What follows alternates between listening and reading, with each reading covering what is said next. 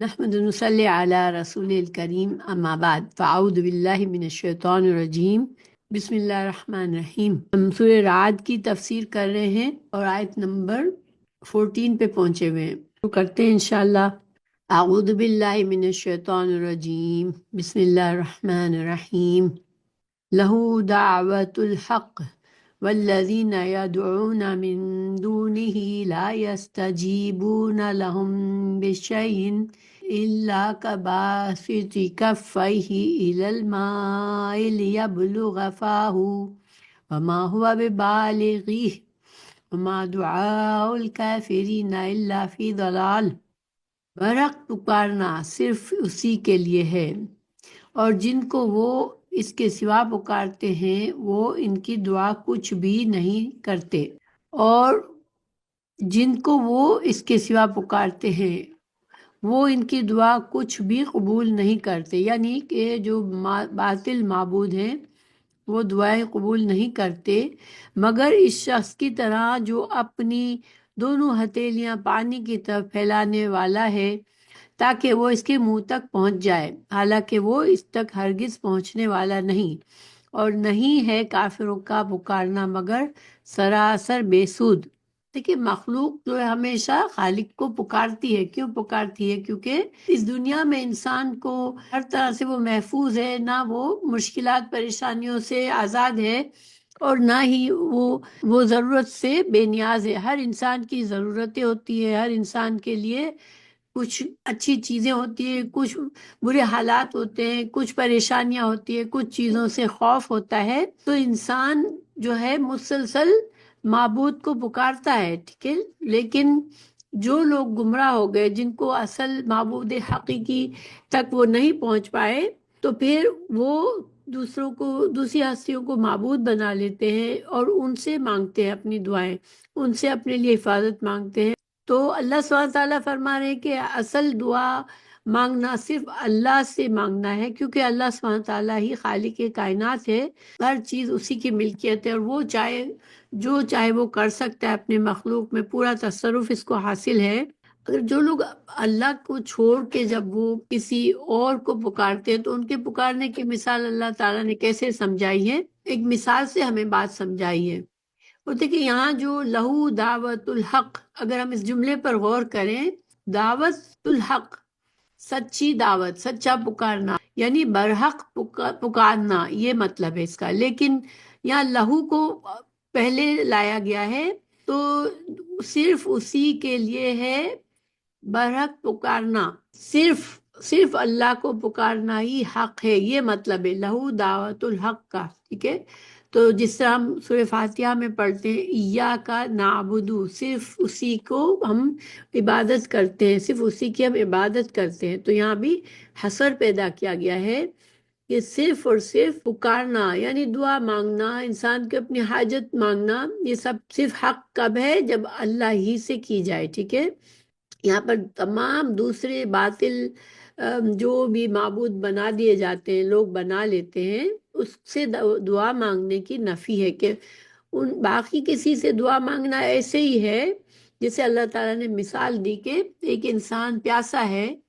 اور وہ پانی کے پاس جا کے اپنے دونوں ہاتھ پھیلا لیتا ہے اور وہ انتظار کرتا ہے کہ پانی اس کو بلاتا ہے، پکارتا ہے کہ وہ میرے منہ میں آئے، تو پانی تو اس کی آواز نہیں سنتا، نہ اس کے لیے وہ اس کی مرضی کے مطابق اس کے منہ تک آ سکتا ہے۔ جب تک انسان، ہم سب جانتے ہیں، یہ تو حقیقت ہے کہ ہمیں اگر کچھ کھانا پینا ہے تو ہمیں نوالا اپنے منہ تک لے جانا پڑے گا، پانی پینا ہے تو پانی کو اپنے منہ تک لے جائیں گے ہم جب ہم پانی پیئیں گے۔ نہ پانی یا کھانا یہ چیزیں سنتی نہیں ہے ہماری بات کہ وہ ہمارے منہ میں خود سے چلی جائے۔ تو یہ ایک مثال دی گئی ہے کہ جب تم باطل معبودوں کو پکارتے ہو تو اس کا پکارنا تو ایسا ہی ہے کہ تم ایک بے جان چیز ہے، یا جس کے پاس اگر جاندار بھی ہے تو اس کے پاس کوئی ایسے خدائی قوتیں نہیں ہے جو تمہاری دعاؤں کو قبول کرے۔ تو یدعون والذین یدعون من دونہ، تو یدعون کس کی طرف ہے؟ کہ مشرکین ہے، یہ مشرکین پکارتے ہیں، یعنی جو لوگ اللہ کے ساتھ شریک ٹھہراتے ہیں، تو وہ ان کی پکار، ان کی دعا ایسی ہے جیسے وہ ایک ایسی بے بس چیز کو اپنے پاس پکارتا ہے کہ نہ وہ سنتا ہے، نہ وہ اس کے لیے اس کی طاقت ہے کہ وہ اس کے تک آ سکے۔ تو اللہ تعالیٰ نے یہ اس طرح سے شرک کی نفی کے لیے اور معبود جو باطل معبود ہے ان کی نفی کے لیے بہت جگہوں پر اللہ تعالیٰ نے دلائل دیے ہیں۔ تو یہ قرآن میں بہت سی باتیں مثالوں سے سمجھائی جاتی ہے، دلائل سے، تاکہ انسان کی عقل میں وہ باتیں آئے اور انسان اپنی عقل سے کام لے کر بھی اس کو سمجھ آ سکتی کہ اللہ سبحانہ تعالیٰ کی ذات ہی، اللہ ہی اکیلا معبود ہے۔ تو سورہ الاعراف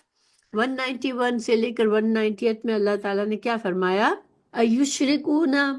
ما لا یخلق شیئا ولا وہم یخلقون، کیا ایسے لوگوں، ایسی ہستیوں کو وہ اللہ کا شریک ٹھہراتے ہیں جو کسی چیز کو پیدا نہیں کر سکتے اور نہ وہ خود ہی پیدا کیے گئے ہیں؟ کہ انسان ہو یا چاہے کوئی بھی جاندار مخلوق ہے، وہ اسی وقت اس کی زندگی اسی وقت ممکن ہے جب اللہ اسے پیدا کرے۔ اللہ تعالیٰ نے آگے فرمایا اسی سورہ اعراف کی آیت نمبر 192 میں، وَلَا يَسْتَطِيعُونَ لَهُمْ نَصْرًا وَلَا أَنفُسَهُمْ يَنصُرُونَ، کہ وہ ہستیاں تو ایسی ہیں جو ان کی کسی قسم کی مدد نہیں کر سکتی اور خود بھی مدد نہیں کر سکتے، یعنی کہ نہ تو ان کے پاس ایسے وسائل ہیں جس کے ذریعے وہ ان کی مدد کرے، اور نہ وہ خود میں ایسی طاقت ہے کہ وہ ان کی کسی طرح سے مدد کرے۔ جو مشرک ہے ان کے معبود باطلہ ان کی کوئی مدد نہیں کر سکتے۔ وَإِن تَدْعُوهُمْ إِلَى الْهُدَى لَا يَتَّبِعُوكُمْ سَوَاءٌ عَلَيْكُمْ دَعَوْتُمُوهُمْ أَمْ انتم صامتون، کہ اگر تم ان کو کوئی بات بتلانے کو پکارو تو تمہارے کہنے پر وہ نہیں چلیں گے، اور تمہارے اعتبار سے دونوں امر برابر ہے، خواہ تم ان کو پکارو یا خاموش رہو۔ تو جو لوگ شرک کرتے ہیں اللہ سبحانہ تعالیٰ کے ساتھ، پھر وہ چاہے وہ پتھروں کے بتوں سے مانگے یا پھر کوئی قبر میں سوئے، قبر میں گئے ہوئے کسی بزرگ کی قبر پہ جا کر مانگے، یا کسی کو بھی، چاند سورج کو، کسی کو بھی اپنا معبود مانگ لے، پھر ان سے مانگتا ہے تو ان سے مانگنا ایسا ہی ہے کہ انسان خاموش رہے یا مانگے، دونوں طرح سے برابر ہے، کیونکہ نہ وہ ان کی پکار نہیں سنیں گے، اور سنیں گے تو ان کی مدد نہیں کر سکیں گے۔ پھر اللہ تعالیٰ نے فرمایا ان الذین تدعون من دونہ عباد امثالکم فادعوهم فلیستجیبوا لکم ان کنتم صادقین۔ اب اللہ سبحانہ تعالیٰ مزید فرمانے ہیں کہ واقعی تم اللہ کو چھوڑ کر جن کی عبادت کرتے ہو وہ بھی تم ہی جیسے بندے ہیں، یعنی مخلوق ہے اللہ کی۔ تو یہاں پر بتوں کے علاوہ جن ہستیوں کو، یعنی کسی بزرگ کی قبر پہ جا کر کوئی مانگتا ہے یا کوئی بھی زندہ چیز کو اگر معبود بناتا ہے، تو اللہ سبحانہ تعالیٰ فرما رہے ہیں کہ وہ تو خود ہی مخلوق ہے اللہ کی، سو تم ان کو پکارو بھی، پھر ان کو چاہیے کہ تمہارا کہنا کر دے اگر تم سچے ہو۔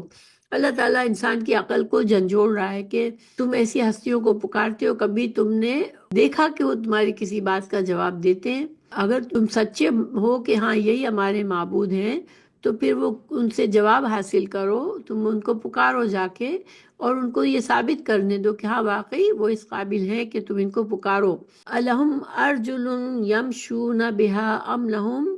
ایدی یبطشون بہا ام لہم اعین تبصرون بہا۔ اللہ سبحانہ تعالیٰ فرمانے ہیں کیا ان کے پاؤں ہیں جن سے وہ چلتے ہیں، یا ان کے ہاتھ ہیں جن سے وہ کسی چیز کو تھام سکتے ہیں، یا ان کی آنکھیں ہیں جن سے وہ دیکھتے ہیں، یا ان کے کان ہیں جن سے وہ سنتے ہیں؟ آپ کہہ دیجئے، یا رسول اللہ صلی اللہ علیہ وسلم یہ خطاب ہے کہ آپ کہہ دیجئے تم اپنے سب شرکاؤں کو بلا لو، پھر میری ضرر رسانی کی تدبیر کرو، پھر مجھ کو ذرا مہلت مت دو۔ تو یہاں پر ان کو مزید چیلنج کیا گیا، جو لوگ بتوں کو پوجا کرتے ہیں، بتوں کی پوجا کرتے ہیں، تو ان سے پوچھا جا رہا ہے کیا تم نے کبھی کسی بت کو چلتے ہوئے دیکھا ہے؟ کیا وہ اپنے پیروں پر چل سکتے ہیں؟ کیا وہ اپنے ہاتھوں سے کسی چیز کو اٹھا سکتے ہیں؟ آنکھوں سے کسی چیز کو دیکھ سکتے ہیں؟ کانوں سے سن سکتے ہیں؟ یعنی یہ ساری عقلی دلائل ہیں۔ انسان ایک بت کے سامنے جھکا ہوا ہے تو اس نے کبھی کسی بت کو واقعی میں دیکھا ہے کہ اس کے اندر کوئی کسی قسم کی طاقت ہے، کچھ اس میں ایسے خصوصیات ہیں جس سے تم دیکھو کہ ہاں وہ اگر خود کسی قابل ہے، چل پھر سکتے ہیں،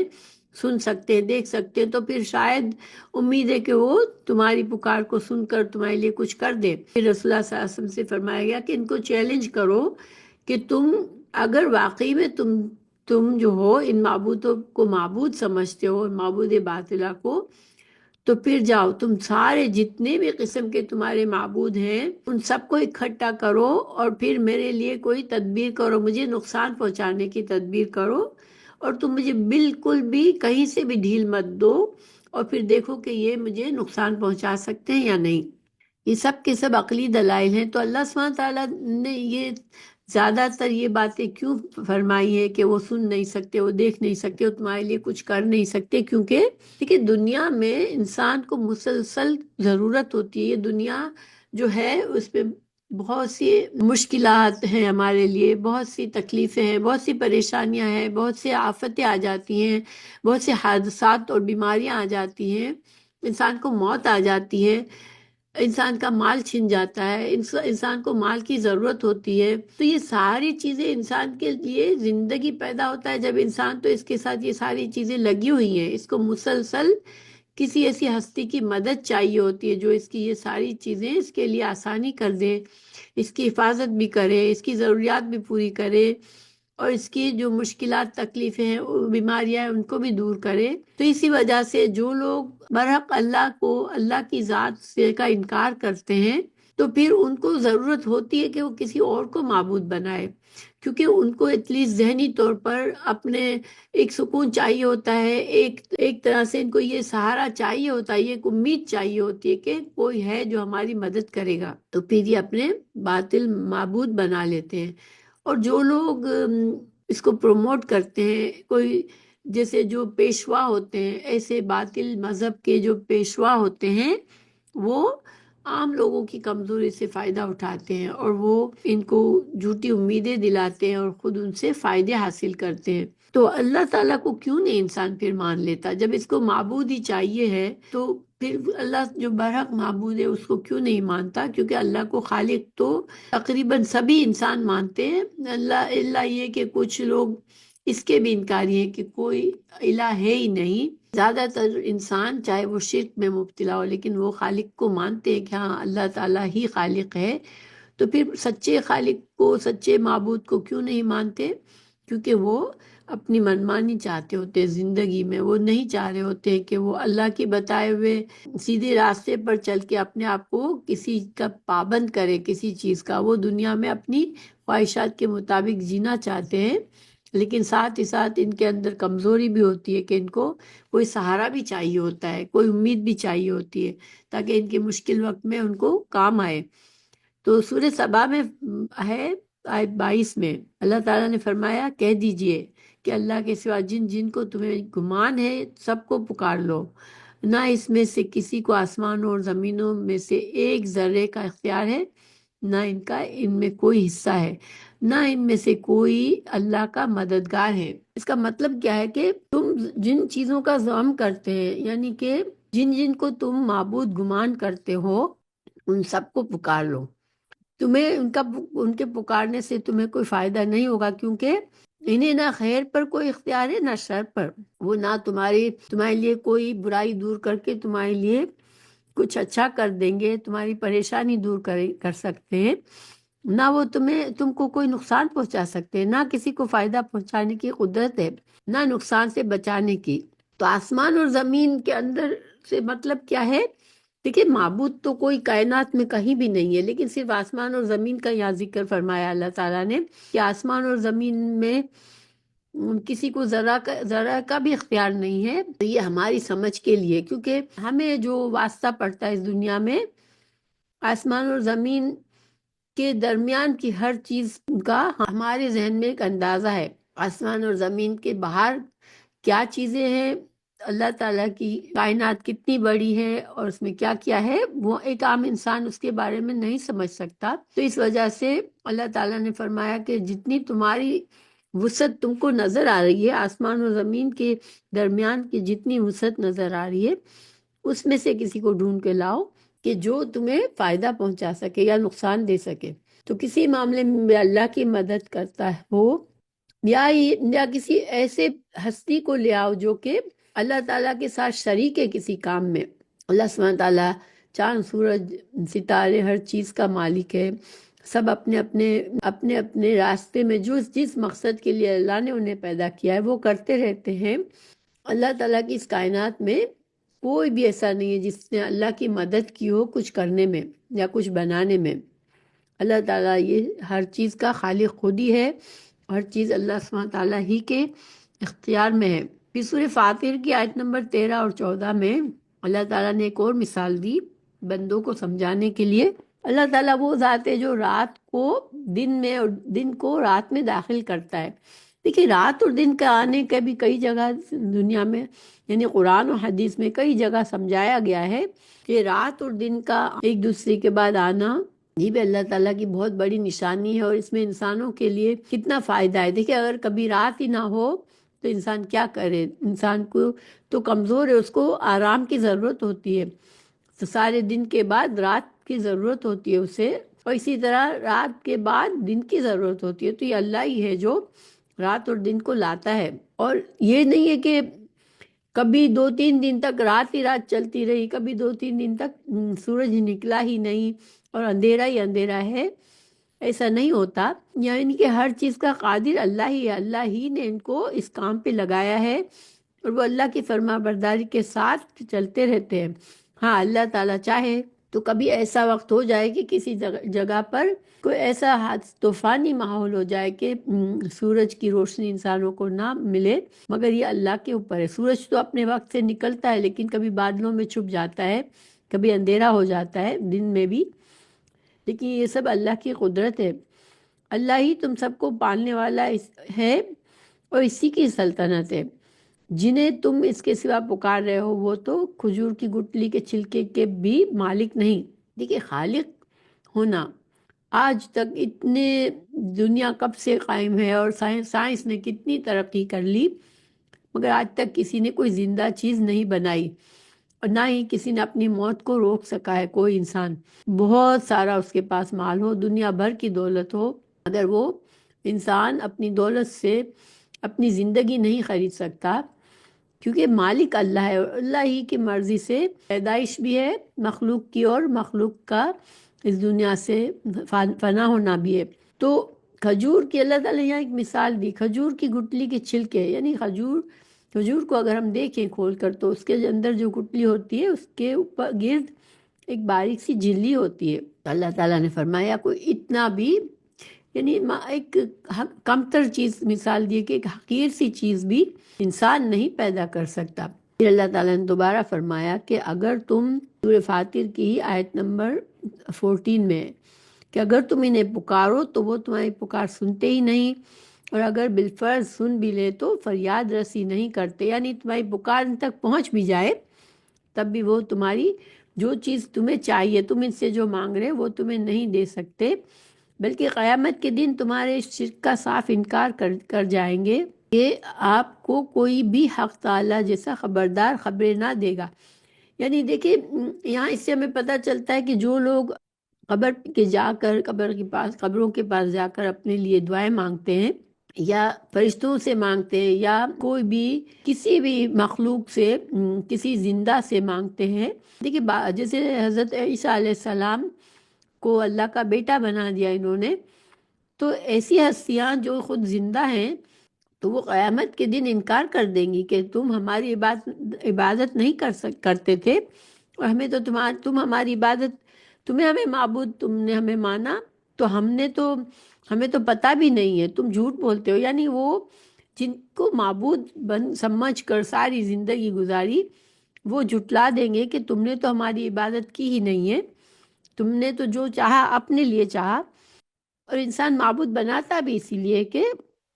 اسے یہ تسلی ہو کہ میں اپنی زندگی اپنی مرضی کے مطابق گزاروں، اور جب مجھے ضرورت پڑے تو کوئی ہستی ہو جس سے میں مانگ لوں، تو وہ معبود بنا لیتا ہے۔ اور اب معبود تو کچھ دیتے نہیں ہے، جو کچھ انسانوں کو ملتا ہے وہ اللہ ہی کی طرف سے ملتا ہے۔ پھر اللہ تعالیٰ کیوں ان کو غلط دنیا میں عملی طور پر کیوں ثابت نہیں کرتا کہ کبھی بھی کوئی بھی معبود سے ان کو کوئی فائدہ نہ ملے۔ دیکھیے بعض لوگ قبروں پہ جا کے کچھ کرتے ہیں، چڑھاوا دیتے ہیں اور پھر ان کی کوئی مراد پوری بھی ہو جاتی ہے. تو یہ کیا ہے؟ یہ ایک امتحان ہے بندوں کا، کیونکہ یہاں پر انسانوں کے لیے یہ دنیا جو ہے